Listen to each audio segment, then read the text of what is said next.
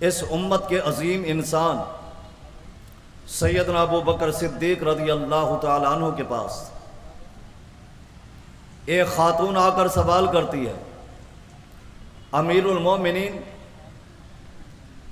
کیا جائیداد کے اندر دادی کا حق ہے؟ امیر المومنین سیدنا ابو بکر صدیق رضی اللہ تعالی عنہ سوچتے ہیں، غور کرتے ہیں،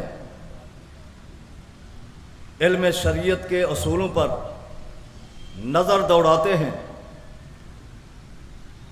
لیکن جواب نہیں ملا۔ اس خاتون سے کہتے ہیں، فَاذْهَبِي حَتَّى أَسْأَلَ النَّاسَ، آپ نے جو سوال کیا ہے اس سوال کا جواب مجھے نہیں آتا، آپ چلی جائیں، میں لوگوں سے پوچھ کر پھر بتاؤں گا۔ نماز کا وقت ہوا، نماز کے بعد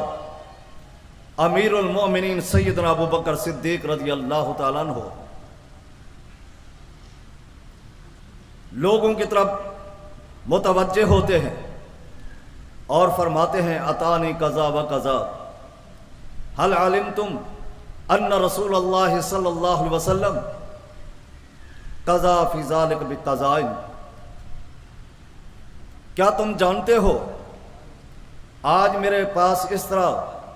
ایک خاتون نے سوال کیا ہے کہ اللہ کے نبی صلی اللہ علیہ وسلم نے اس کے متعلق کچھ فرمایا ہو۔ مغیرہ بن شعبہ کھڑے ہو گئے، عرض کرتے ہیں، جی ہاں امیر المومنین، اتفاق یہ ہے کہ میں اسی محفل کے اندر موجود تھا، رحمت کائنات صلی اللہ علیہ وسلم سے اس طرح سوال ہوا اور پیارے پیغمبر علیہ السلام نے یعطیہ السدس، آپ نے جواب دیا کہ دادی کا جائیداد میں چھٹا حصہ ہے۔